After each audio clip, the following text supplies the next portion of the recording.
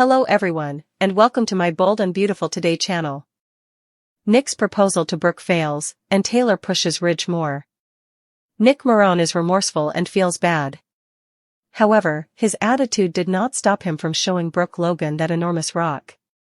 In Los Angeles, California, she turned down his proposal of marriage. But if Brooke hadn't been carelessly resting on the back of Nick's yacht in Italy, would she still be sporting the ring? Probably is a valid response to the question above. There would undoubtedly be too many reactions to a different plot point in which Brooke is showing off the large gemstone Nick wanted her to be wearing. However, it was not intended to be and might never occur. Is Brooke Logan and Nick Marone still married? There is no one on earth that Brooke loves more than Ridge Forrester. Nick might come in second. However, the distance that the paternal brothers are separated by is greater than the distance that several of the protagonists recently traveled on their way home from Europe. It would be a big change to marry Nick. Ridge's dramatic rescue of her has led Brooke to believe that his mind has been properly reset. He will have to completely break off his engagement to Taylor Hayes, though, and that won't be simple. He has, however, assured Brooke that he will put things right. Is Taylor Hayes ready to fail? It was clear that Taylor was desperate. In an attempt to undermine Brooke, she asked Ridge to marry her. She is aware that Ridge is still susceptible to Brooke's influence. Taylor also knows that Brooke has a chance to take him away again if she and Ridge don't get married during the day. Budig's recast character's return to Los Angeles was accompanied by severe broken heart syndrome. Taylor had the option to die, but chose not to. Therefore, it will be intriguing to observe whether Ridge's admission or confirmation of that restored connection and the actual reintroduction of the Brooke threat will exploit that health concern. Ridge Forrester's brother is his motivation. Nick and Ridge don't really get along. They don't consider themselves to be family and hate one another. Taylor and Brooke are members of Ridge's family. Nick had slipped away and was preparing to remarry Taylor, but seeing him back in LA rekindled the fire in Ridge that Brooke needed. Eric Forrester, though, stood out as a distinct voice. He persisted in telling his adopted son that Brooke was the only woman Ridge loved and that Nick wasn't the right man for her. Ridge's realization that Brooke is the woman he should be with and that his feelings for Taylor don't and probably never will match what his Logan represents was made possible by Nick's return. Fans saw what was in Ridge's heart and mind when he saved Brooke in Italy, and Kay's character couldn't refute what his father had stated. Thomas wants to take Brooke out for good, wants to get back at Taylor? Now that Brooke is about to take Taylor Hayes away from Ridge Forrester, might she be in serious danger? When Brooke effectively ruins Taylor and Ridge's most recent reunion, Thomas won't like it because he loves his mother and is very protective of her. It might be enough to make Thomas lose his mind again. Naturally, this isn't the first time Thomas has singled out Brooke. Not to mention the CBS call fiasco and all the other instances in which Thomas defied Ridge's destiny. If Brooke pushes Thomas too far, he might be preparing his darkest scheme yet. Despite receiving therapy and ostensibly being healed, Thomas could perhaps revert to more wicked behavior. Actor Matthew Atkinson is a gifted performer who excels at portraying Thomas's evil side. Thomas might once again lean into that side at this point, which could lead to some major drama. Many fans are curious about what B&B has in store for Thomas, who is expected to return around early September. When Ridge ultimately decides to pick Brooke over Taylor, Thomas will have an opportunity to respond, and you can guarantee he will be incensed. Maybe Thomas will become motivated to remove Brooke from the map when his old problems resurface. Perhaps Thomas will conclude that Brooke will constantly obstruct Taylor and Ridge's happiness as long as she is alive. Thomas might believe that Brooke ought to have died in that boating tragedy. Thomas might attempt to control the circumstance and provide the groundwork for Brooke to suffer a terrible end. When Thomas is mourning Brooke's passing, he may even begin to see Ridge relying on Taylor. Thomas might at least go crazy again and make things interesting, but it doesn't guarantee he will actually take Brooke out. When Thomas makes his big homecoming, things might take some unexpected turns, so stay tuned for updates on any unsettling developments. Brooke Logan, her eyes reflecting a storm of conflicting emotions, gently but irrevocably pushed the dazzling, ostentatious diamond ring back across the table towards a crestfallen Nick Marone, whose palpable remorse and heartfelt apologies, sincere as they undoubtedly were in the wake of their Italian misadventure, proved utterly insufficient armor against the brutal reality of her rejection. This meticulously planned proposal, meant to be a triumphant declaration in the familiar landscape of LA, crumbled into dust not because Nick lacked sincerity in that moment, but because the ghost of Ridge Forrester, Brooke's true North Star across decades of tempestuous love, war, and reconciliation, loomed too large, his spectral presence amplified tenfold by the recent, dramatic events that had unfolded on the sun-drenched, treacherous waters of the Mediterranean, forcing one to confront the agonizing hypothetical: would Brooke Logan, the perennial hopeful romantic, now be proudly flaunting that massive rock, a symbol of Nick's deep, albeit perhaps misguided, devotion, if she hadn't recklessly positioned herself on the perilous stern of Nick's luxurious yacht in Italy, an act of impulsive vulnerability that nearly cost her everything? The answer, resonating with the cruel logic of soap opera destiny, is a resounding, almost inevitable probably, for that near tragedy served as the crucible that violently reignited the dormant but inextinguishable flame between Brooke and Ridge, thrusting them back into each other's gravitational pull with a force that obliterated Nick's carefully constructed future plans in an instant, an alternative reality where Brooke gleefully showcased Nick's extravagant pledge of forever would undoubtedly have unleashed seismic shockwaves of disbelief, fury, and heartbreak across Los Angeles, particularly within the gilded walls of Forrester Creations, offering a tantalizing, chaotic storyline rife with explosive confrontations and shattered alliances. Yet it was a narrative path fate, and Brooke's own unyielding heart, firmly rejected, leaving that glittering symbol of commitment adrift in the sea of what might have been, a poignant reminder of a future permanently derailed. The fundamental, unshakable truth underpinning this entire emotional maelstrom is Brooke Logan's profound, complex, and historically undeniable love for Ridge Forrester, a connection that transcends mere passion to encompass shared history, profound loss, fierce battles, and a deep, often inexplicable soul bond. Compared to Ridge, Nick Marone, despite his genuine affection, steadfast loyalty, and undeniable charm, inevitably occupies a distant second place in Brooke's heartscape, the chasm separating the paternal half-brothers wider and more impassable than the vast Atlantic Ocean the Forrester jet recently traversed, bringing key players back from Europe, a gulf defined not just by the intensity of feeling but by decades of intertwined lives, children, betrayals, and a cyclical pattern of reunion that Brooke, despite her best efforts to move forward, seems perpetually drawn towards.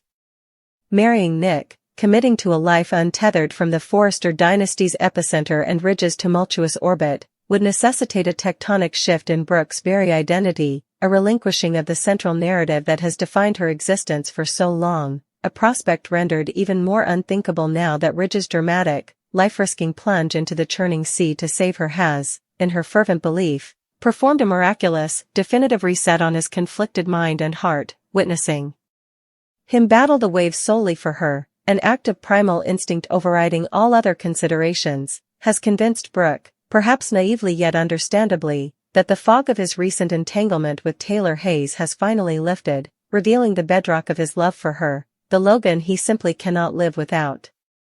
However, this euphoric conviction crashes against the stubborn reality of Ridge's existing commitment. He remains formally engaged to Taylor Hayes, the brilliant psychiatrist and his former great love, and extricating himself from that promise, especially given the complex web of obligation, shared trauma, and genuine affection that binds them, promises to be a Herculean task fraught with emotional landmines and potential backlash, yet, buoyed by the adrenaline of their near-death experience and the raw honesty it forced upon them, Ridge has whispered promises into Brooke's ear, vows to make things right, to dismantle the engagement to Taylor and clear the path for their inevitable reunion, pledges Brooke clings to with desperate hope, the rejected diamond on the table paling in comparison to the imagined future with Ridge.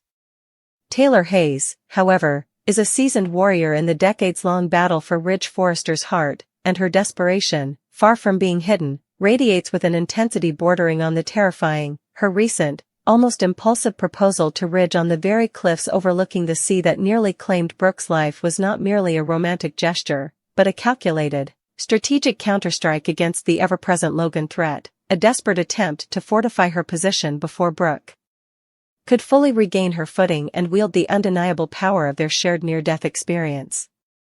Taylor possesses the keen insight of her profession. She understands, with chilling clarity, that Ridge remains profoundly vulnerable to Brooke's gravitational pull, a vulnerability amplified, not diminished, by time and circumstance, and she recognizes with cold certainty that an unringed finger on Brooke's hand represents a gaping vulnerability in her own future with Ridge. Unless she secures him irrevocably through marriage, Brooke Logan, the eternal phoenix, will inevitably rise again to snatch him away, continuing a cycle Taylor is determined to break, consequences be damned. The specter of Taylor's recent, life-threatening broken heart syndrome, the very condition that served as the dramatic vehicle for actress Hunter Tylos, and her recast, Annika Noel's brief portrayal, returned to the LA canvas, adds a layer of profound psychological complexity and potential volatility to her current stance. Having literally almost died from the emotional devastation wrought by Ridge's perceived abandonment and Brooke's influence, Taylor's grip on both her own health and her relationship with Ridge is terrifyingly fragile. This history begs the crucial question: when Brooke's threat manifests not as a distant specter but as a tangible, present force actively reclaiming Ridge's devotion, will the show mine the terrifying potential of Taylor's fragile cardiac condition? Could the stress of witnessing Ridge's inevitable pull towards Brooke, or worse, his explicit confession or confirmation of their rekindled connection, trigger another catastrophic physical collapse? Taylor's desperation isn't merely emotional, it's potentially pathological, making her a far more dangerous and unpredictable adversary than ever before, a woman fighting not just for love, but for her very survival against the woman she perceives as her existential nemesis. Ridge Forrester's motivations, often obscured by his trademark brooding and stubborn pride, are currently being powerfully shaped by an unlikely, infuriating source, his despised half-brother, Nick Marone.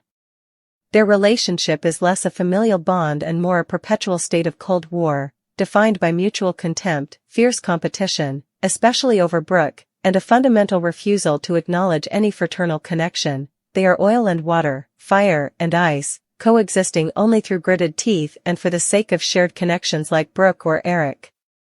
Yet, paradoxically, Nick's sudden reappearance in Los Angeles, specifically his overt pursuit of Brooke culminating in the ill-fated Italian trip and the near tragedy, acted as the essential catalyst Ridge desperately needed.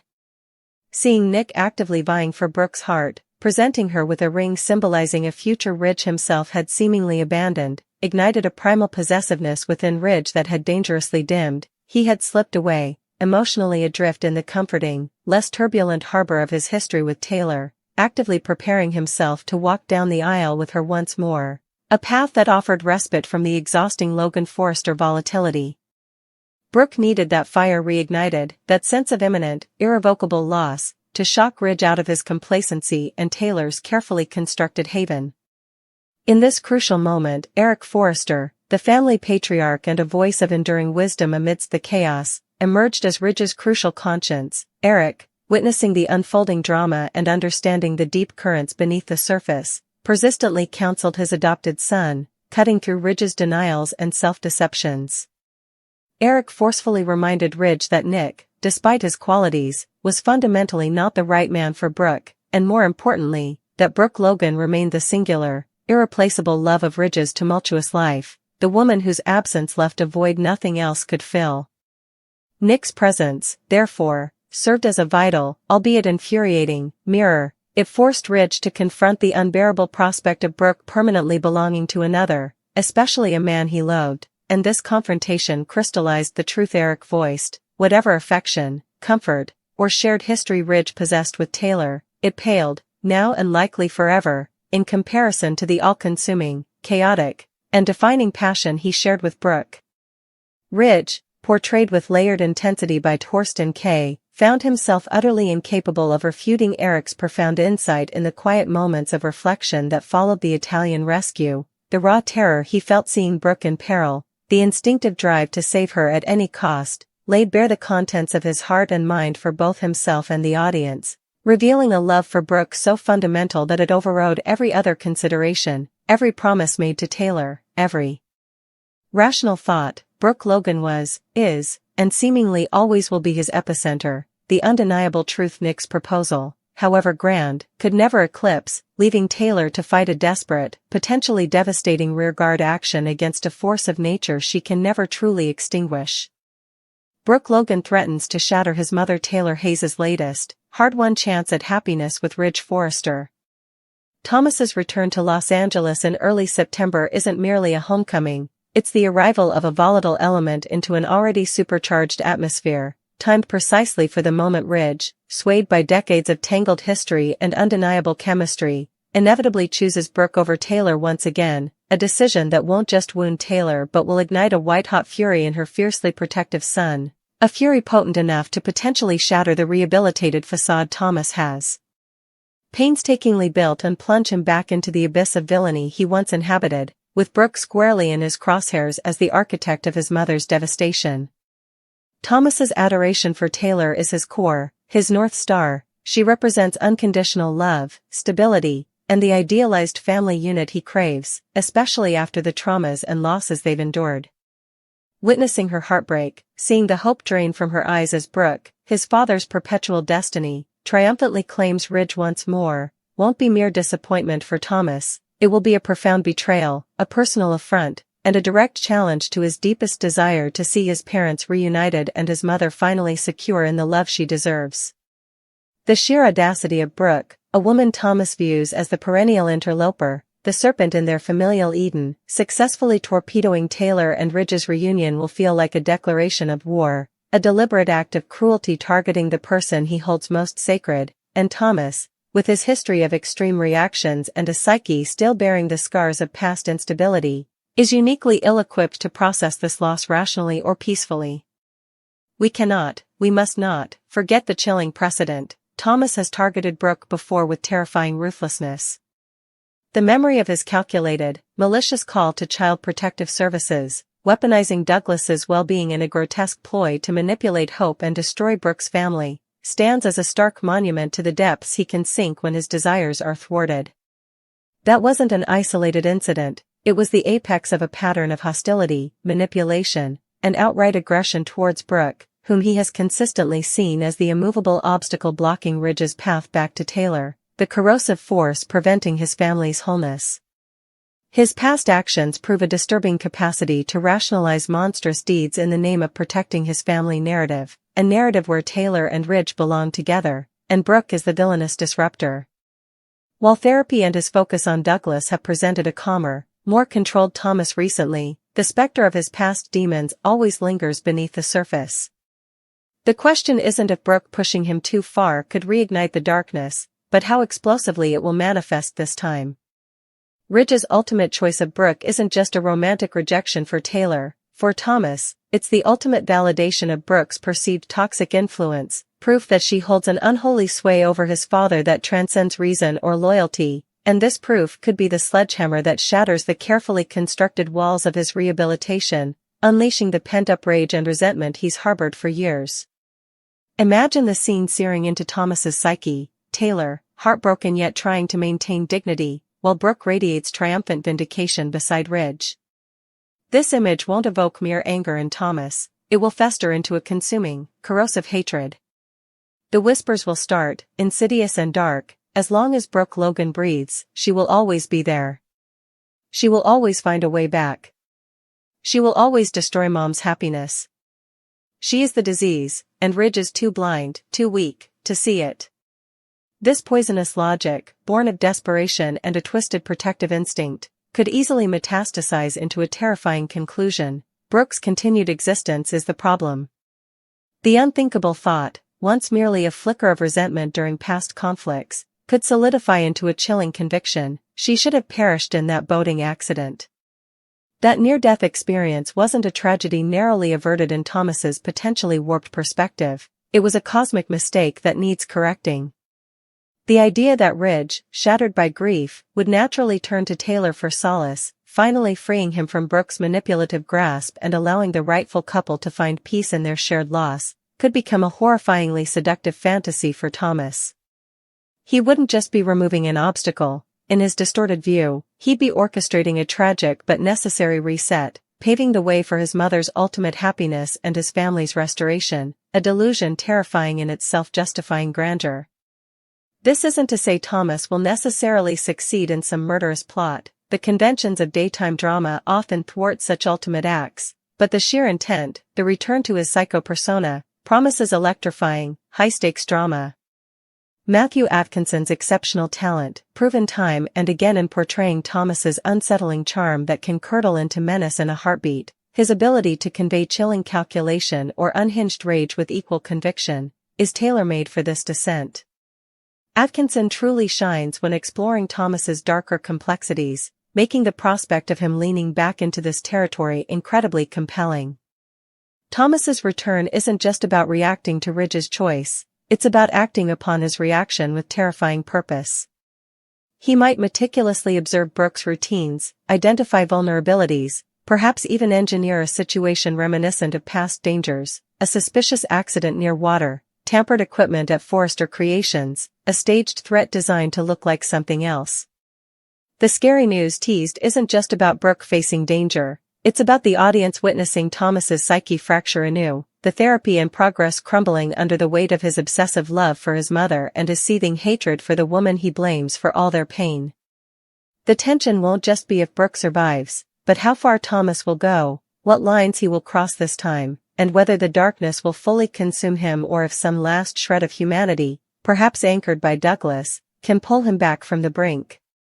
Brooke Logan, basking in her perceived victory over Taylor, may be utterly oblivious to the grave danger coalescing around her, the danger embodied by a son whose love for his mother could morph into a homicidal vendetta, making her not just the victor in a love triangle, but the potential victim in Thomas Forrester's terrifying quest for a twisted version of revenge and familial justice.